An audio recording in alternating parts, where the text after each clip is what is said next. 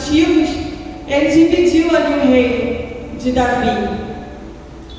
Ele também foi perseguido pelos filisteus, inimigos declarados de Israel. Mas olha o que ele disse. Davi aqui estava sentindo o quê? Medo.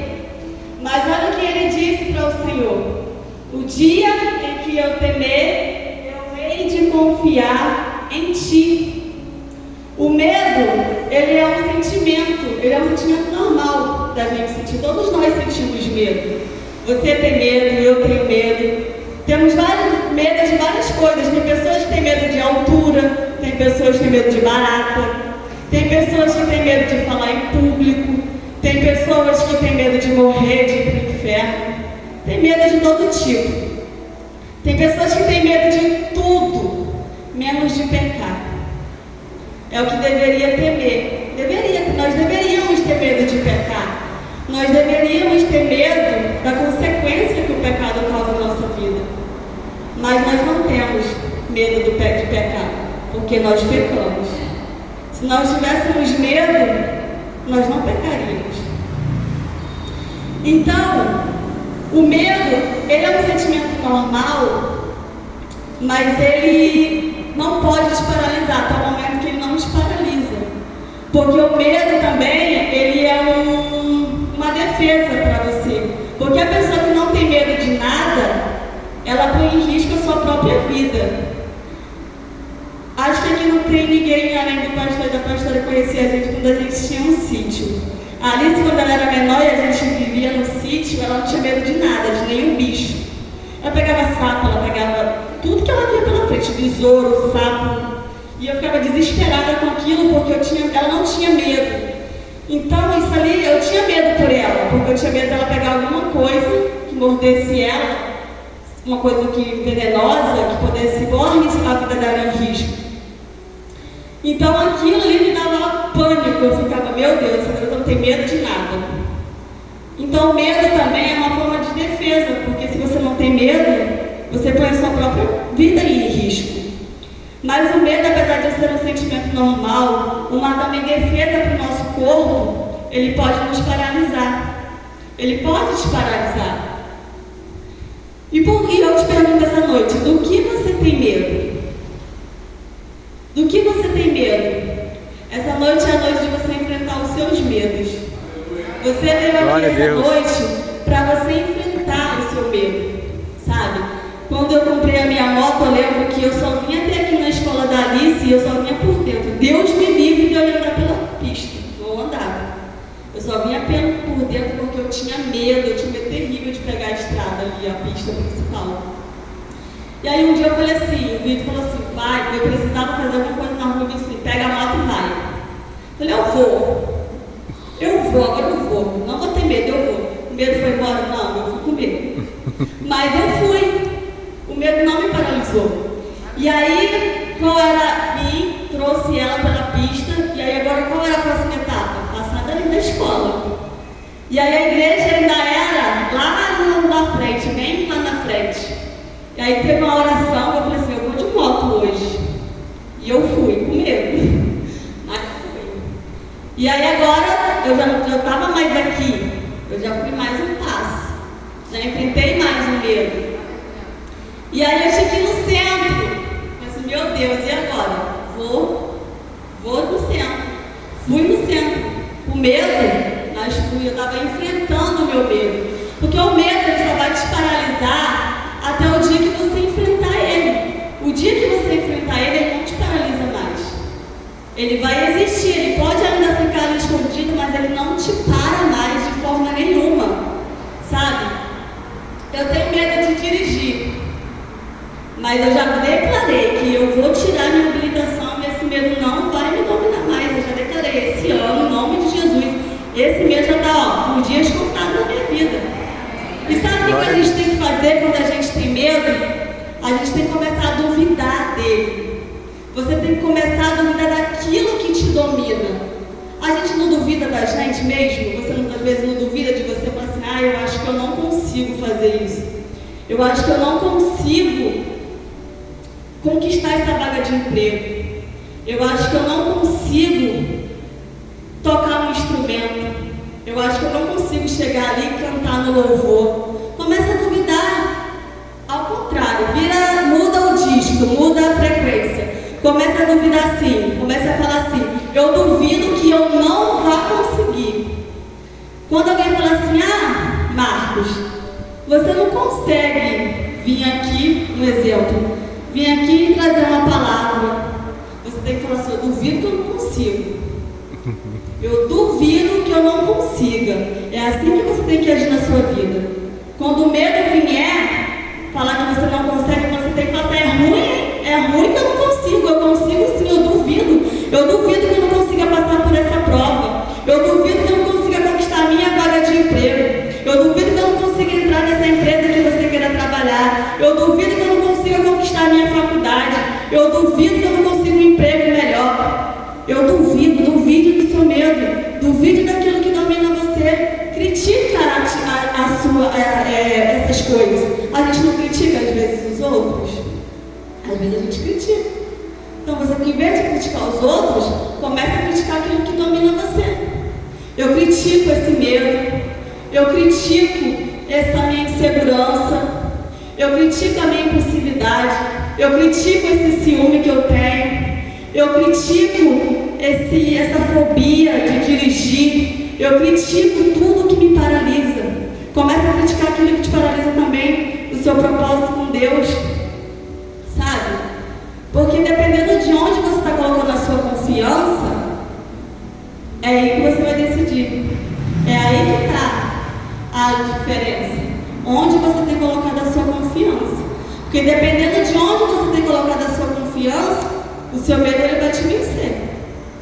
Porque às vezes, Davi aqui, ele falou o quê?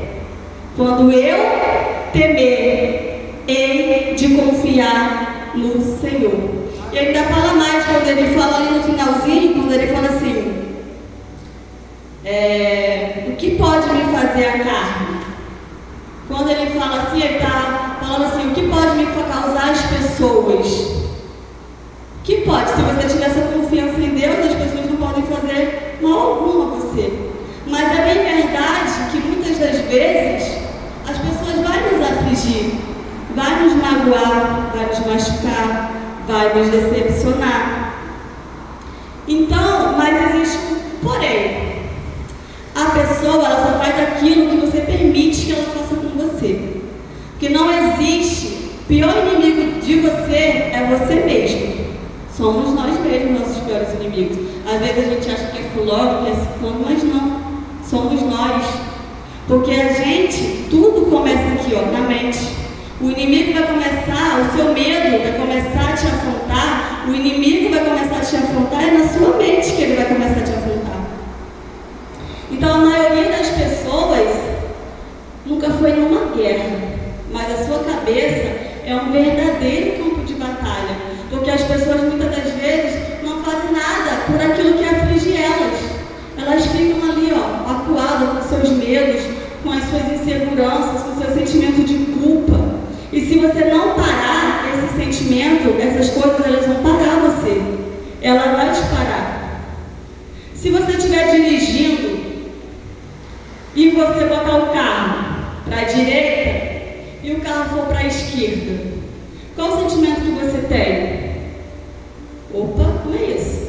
Mas isso acontece todos os dias na nossa mente. Porque às vezes a gente não quer pensar, mas a gente pensa. A gente não quer se preocupar, mas a gente se preocupa. Às vezes a gente não quer guardar aquela mágoa daquela pessoa que te magoou, mas a gente guarda. A gente não quer às vezes liberar o perdão.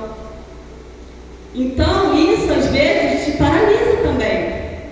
Você precisa atuar como um líder da sua vida, como líder dos seus sentimentos, como líder, porque se você não atuar como líder de você, como Deus vai colocar na sua mão algo grande, se você não consegue controlar nem seus próprios sentimentos, se você não consegue dominar as suas atitudes, aquilo que quer te dominar.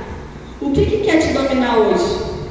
Pensa aí, qual o medo que você tem? Eu tenho medo de qualquer coisa, pode ser até de um rato, de barata, qualquer coisa, pensa. Chega em casa hoje, está caçando barata para matar. medo de barata. Se tá caçando um rato, vai matar. Se você tem medo de rato. A Lidiane vai caçar um rato hoje.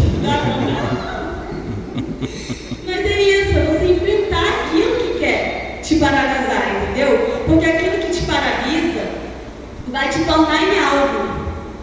E o que o seu medo está tornando você? Às vezes está te tornando um medo com um crente fraco. Às vezes o seu medo está te tornando um crente sem autoridade, um crente acuado, um crente sem propósito. Porque o seu medo ele vai te tornar algo. Aquilo que te domina vai dominar você e você vai se tornar algo. Sabe? O que tem tentado parar você? O diabo ele vai tentar te parar todos os dias. Ele é seu inimigo declarado.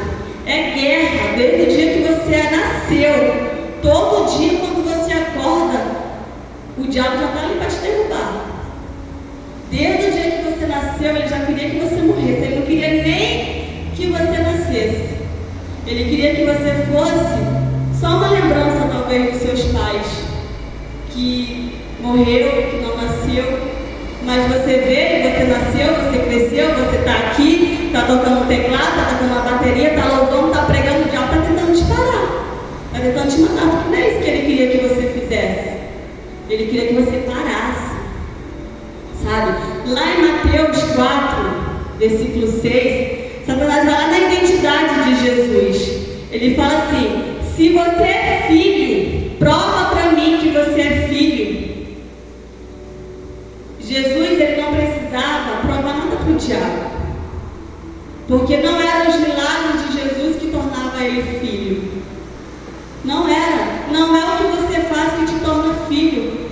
Foi porque Jesus um dia morreu na cruz e nós fomos aceitos como filho de Deus. Glória a Deus. Mas ele queria atacar-lhe Jesus. Quando ele falou assim, lá no capítulo 4, versículo 3, ele fala assim: e tendo Jesus jejuado 40 dias e 40 noites, depois teve fome. E chegando o tentador disse-lhe: se tu és filho de Deus, que essas pedras se transformem em pão. Você acha que Satanás estava preocupado se Jesus estava com fome? Ele não estava. Ele estava tentando ali Jesus na necessidade que Jesus estava naquele momento. Porque ele vai atuar nas suas necessidades, nas suas fraquezas. Então o que ele queria que Jesus fizesse? Que Jesus obedecesse a ele, porque ele sabia que se Jesus ali fizesse a vontade dele, ele estava traindo a Deus. Ele estava indo contra Deus. E é isso que ele faz com a gente. Ele quer que a gente vá contra Deus. Ele quer que a gente faça o que ele quer. E será que nós não estamos fazendo o que ele quer? Será que nós não estamos fazendo aquilo que o diabo nos propõe a fazer? Eu te pergunto essa noite, qual é a sua necessidade? Qual a necessidade que você tem? Não precisa me responder. Qual a sua fraqueza? Deixa eu te falar uma coisa, se você não sabe, ele sabe.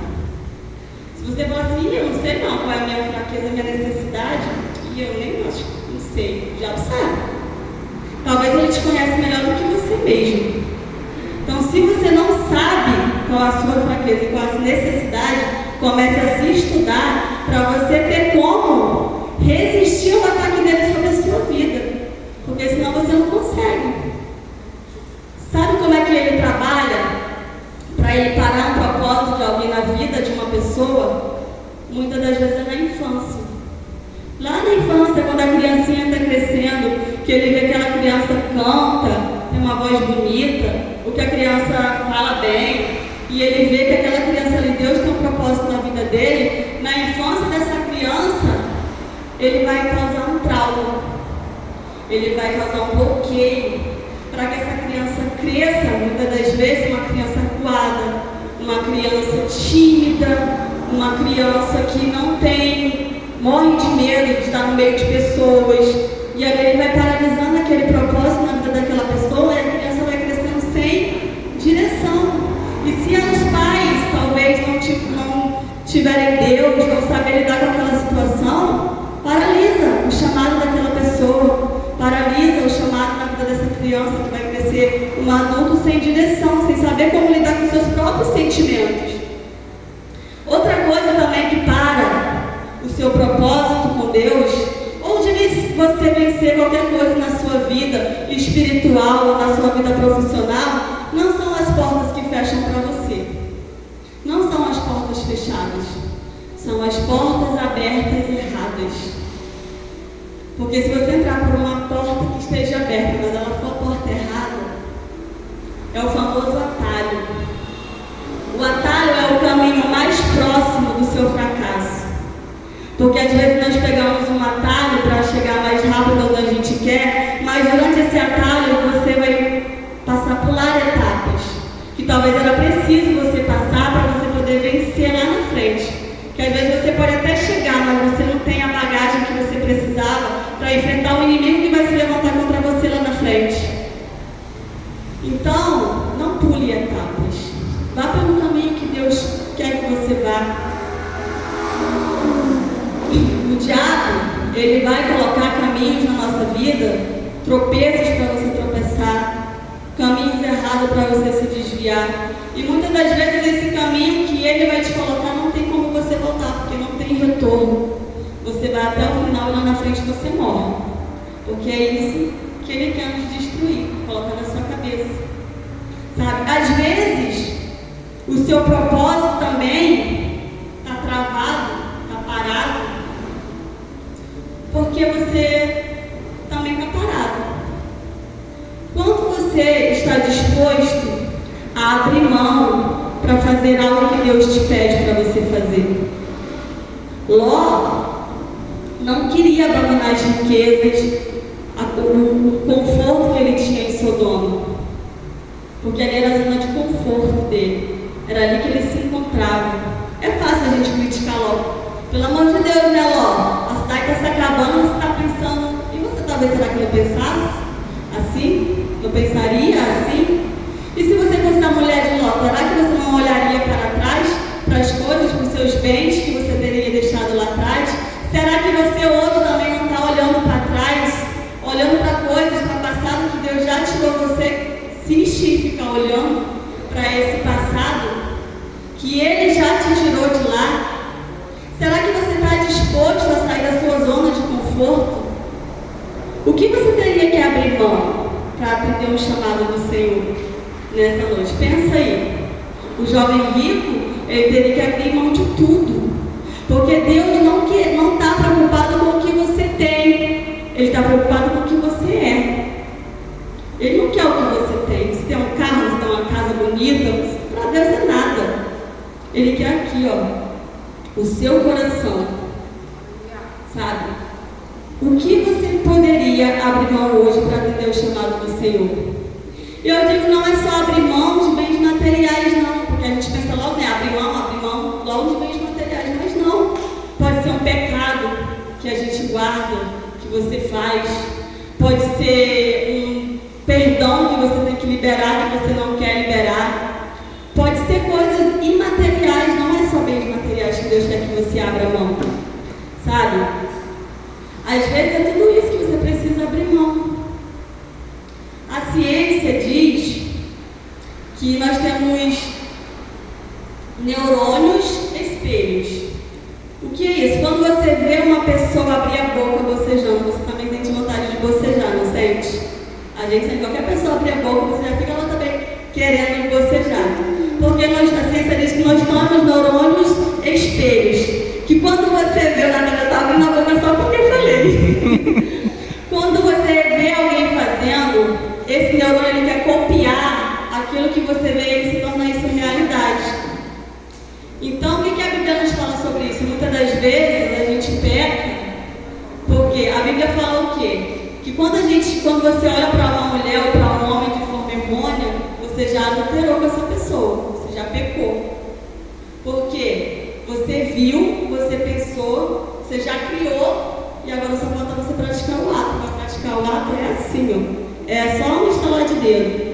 Então talvez seja, eu não estou falando que é esse tipo de pecado que você tem que deixar. Porque às vezes você vai falar, mas eu não peco nele, eu não traio minha esposa, eu não roubo, eu nunca matei ninguém, eu não tenho pecado. Eu acho que não tenho um pecado assim tão miraculoso para eu ter que abrir mão. Você às vezes não peca, mas também não faz nada. não faz nada. Vou te falar uma coisa. Nunca, diante de Deus, aqui nesse altar do Senhor, nunca o Senhor falou algo comigo que me doeu tanto como Ele falou comigo hoje. Nunca. Eu nunca senti tanta dor na minha alma como Deus falou comigo hoje. E eu senti tanta vergonha do Senhor que eu falei assim, meu Deus. E quando Ele falou isso comigo, eu falei com o Vitor, eu falei assim, eu não vou falar isso. Aí o Vitor saiu do quarto, eu continuei lá estudando a palavra. E eu falei, Deus, Senhor, me veio à memória. Eu falei assim, Senhor, eu mandei até mensagem para a pastora. Eu falei assim, meu Deus, Senhor. Aí eu fiquei meio assim, aí o Senhor foi trabalhando na minha mente, eu comecei a chorar ali naquela hora, porque o Senhor falou assim comigo. O mundo lá fora, ele não espera mais por Jesus. Eles nem acreditam que Jesus vai voltar, por isso que eles vivem da forma que vivem, por isso que o mundo está da forma como está, porque eles não acreditam mais que Jesus vai voltar, não acreditam. Mas sabe o que acontece também? Sabe por que nós crentes, nós também não acreditamos em muitas coisas? Sabe por que nós crentes não vivemos grandes coisas? Porque muitas vezes nós não acreditamos no que está escrito na palavra. Não acreditamos, porque se a gente acreditasse, a gente viveria o que a Bíblia fala. E aí o Senhor falou isso comigo e eu falei assim, e o Senhor me veio uma memória.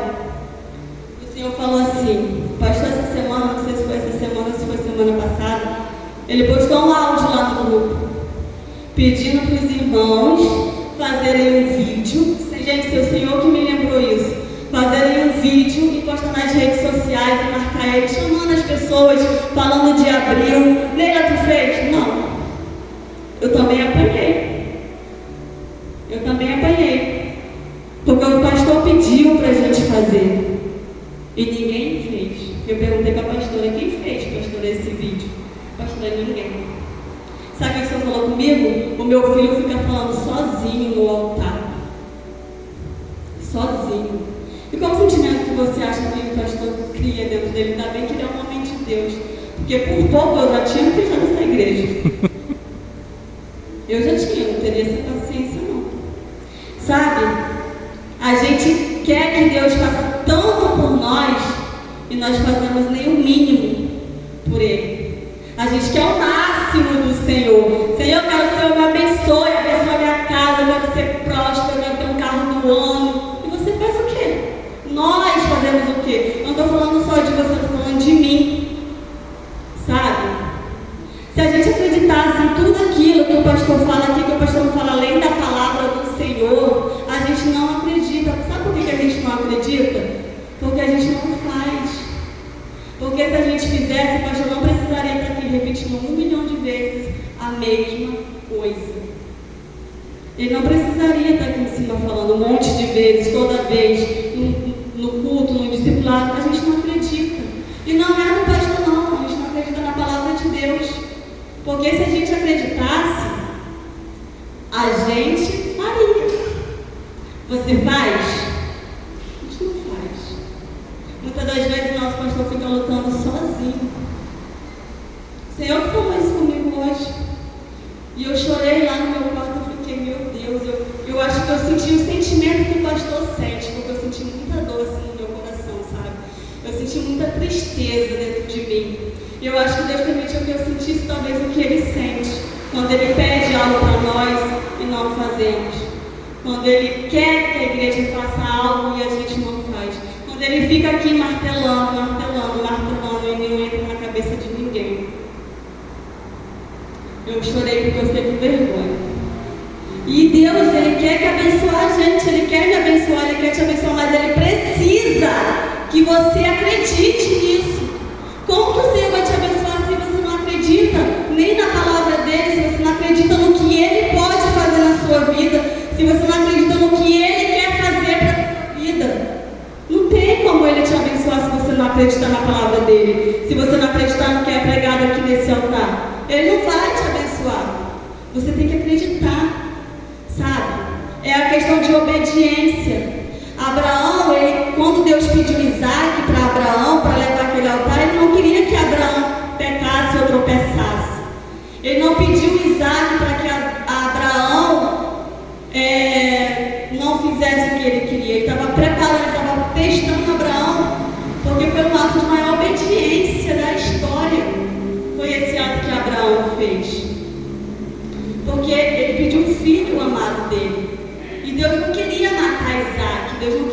Isaac morresse.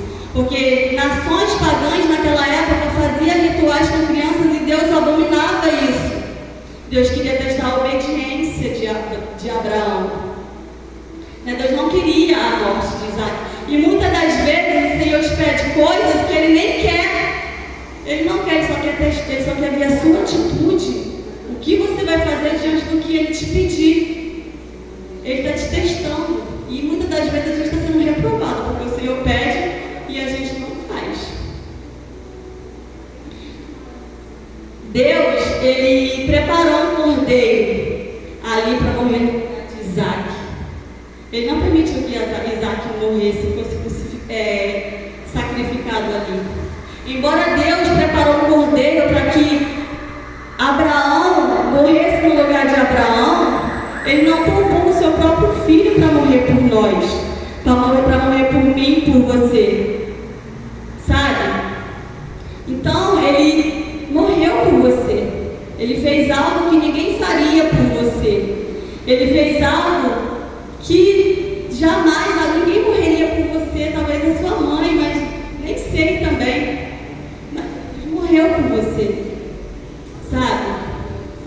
Quando o pastor, o Senhor falou comigo assim, quando o pastor ele fala para a gente sair da nossa zona de conforto, ele sempre tem batido aqui nessa tecla, é porque um dia ele teve que sair da zona de conforto que ele estava. E eu acredito, o Senhor falou assim comigo, eu acredito, ele coisas tão extraordinárias, tão tremendas, quando ele decidiu sair da zona de conforto, que ele quer que a gente viva isso também. Ele quer que a igreja viva isso também, porque eu acredito que foi algo muito maravilhoso na vida dele. Senão ele não ficava na nossa cabeça, ele não ficava. Então a gente também precisa dar esse passo à frente. A gente precisa sair da nossa zona de conforto, para que Deus possa nos abençoar, para que Deus possa trabalhar na nossa vida, para que nós possamos ser vencedores, para que essa igreja possa crescer. Para um dia como esse, essa igreja estiver lotada, para ouvir uma palavra do Senhor, para ouvir uma palavra de direção. Amém? Amém. Mas muitas das vezes, sabe o que a gente quer? Eu vou tirar aqui o microfone porque alguém lá fora pode ouvir isso e achar que essa é a palavra que é pregada aqui no altar e não é.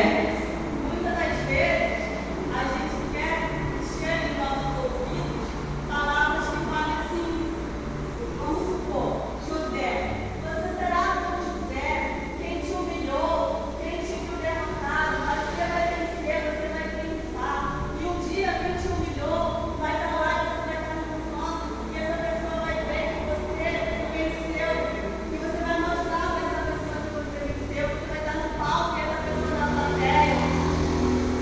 Esse não é o Evangelho de Jesus. Não é o Evangelho que Jesus quer que a gente pregue. Você não é José. José, não parece que é José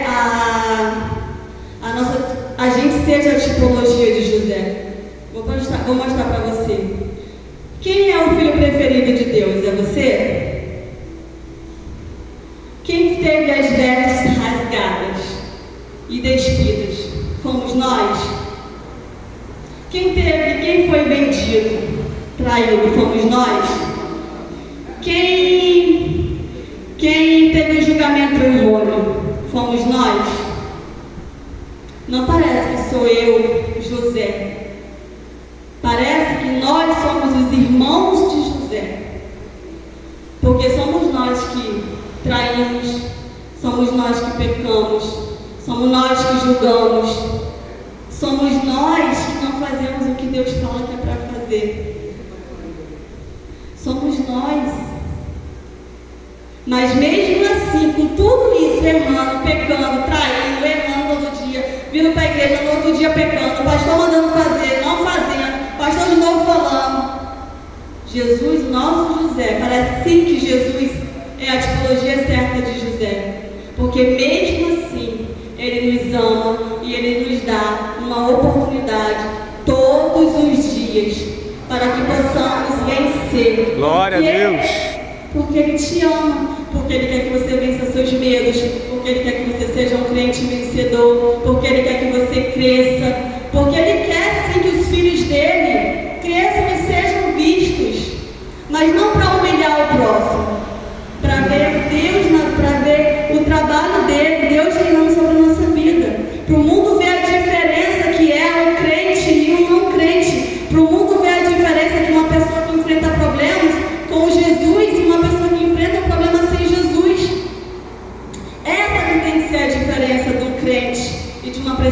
não tem Deus na sua vida. Por isso, confie no Senhor. Confie com todo o seu coração. Não pare, confie nele. Está difícil, confia. Ah, mas está tudo dando errado, confia. Ah, o diagnóstico é de morte, confia. Ah, eu não sei mais o que fazer, confia. O Senhor está mandando você fazer, confia. Põe seus medos nele. Faça como Davi, eu confio em ti, Senhor. Porque a gente não pode mais confiar em ninguém. Quem é você sem Deus? Nós não somos nada. Um galho fora de uma árvore é um galho morto. Jesus é a árvore, é a videira. Se você estiver ligado nele, você dará fruto. Se você não tiver, você vai ser um galho podre. Se você for cortado, você é um galho podre. Eu tenho certeza que não é isso que você quer. Ser um galho podre, ser uma árvore seca. Mas para isso precisamos, primeiramente, confiar no Senhor. Porque Deus, ele não brinca de ser Deus. O diabo, ele não brinca de ser diabo. Você não pode brincar de ser crente. Você não pode se aliar àquilo que quer te matar. Você tem que dar um basta nos seus medos, nos seus pecados, seja lá o que for. Eu não sei o que te paralisa, eu não sei o que te impede de você realizar seu sonho, eu não sei o que te impede de você crescer, mas você tem que dar um basta. Sair, fazer alguma coisa, sei lá, faz alguma coisa. Fala, Senhor, eu estou aqui a partir de hoje, Senhor. Eu não vou ser mais esse crente teimoso. Eu não vou ser mais essa pessoa que não faz nada na casa do Senhor. Eu não vou ser mais essa pessoa, meu Deus, que nega e vive ali parado, meu Deus, no mundo da lua. Você não está no mundo da lua, não, você está na terra. E aqui as coisas estão girando o tempo inteiro, acontecendo. Demônio matando pessoas. É guerra, irmão, é guerra. Nós estamos na guerra. É garra. Deus quer homens e mulheres fortes. Não quer crente fraco, não. Mas para você se tornar uma pessoa forte, um crente forte, você tem que confiar primeiro no Senhor e colocar Ele diante do que você quer fazer na sua vida. Amém? Amém. Eu vou pedir para o Ministério de Louvor subir.